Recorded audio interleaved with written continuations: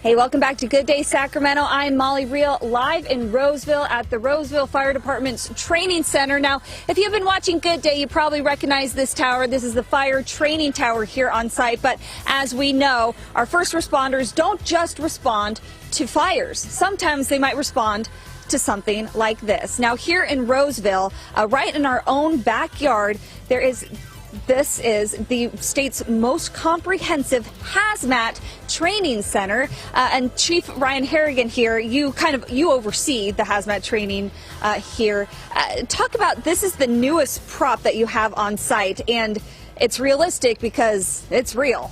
Correct. Yeah, these 4 rail cars actually came from an actual derailment down in Fresno County that occurred, I think, 3 or 4 years ago. And through our partnership with UP Railroad and Cal OES, we were able to get these rail cars donated to the city, brought up and placed here, as you see, to simulate a derailment.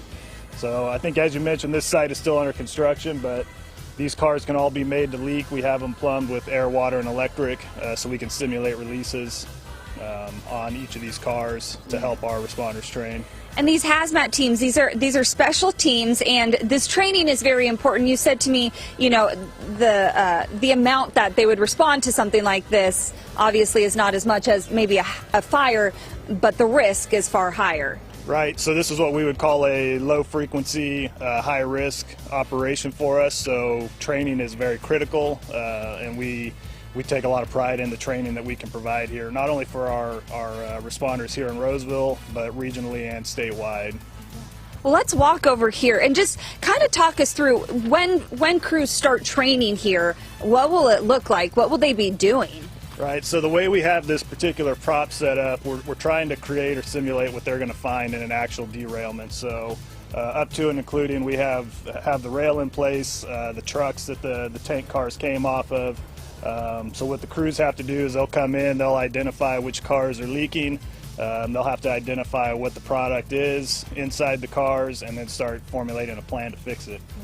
There's no ladders or no staircases out here, so if they want to access this car, for example, they have to bring a ladder to gain their own access, just like we do in the field. Yeah. I asked you earlier, you know, how do you create that sense of urgency and danger when, you know, there are no chemicals here in reality, and you kind of mentioned because of the actual situation, you know, crews will be white knuckling because it is risky. Right. Yep. It's you know, there's several, you know, 15 feet up in the air. The cars are not level.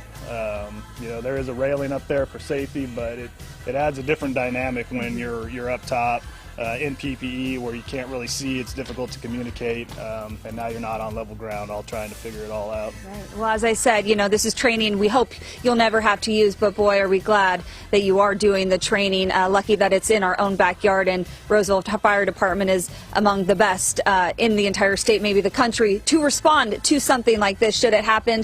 So this is still under construction. Crews will eventually be training on it, but we do still have a HAZMAT training center just over there, and there will be a crew training on it later this morning. So coming up in the 8 o'clock hour, we will watch that training, see those first responders in action. I hope you stick around and join us. Thank you so much, Chief. Thank you.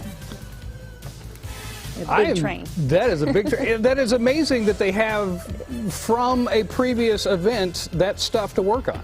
Like, who keeps that stuff and then moves it around? That's really interesting. All right.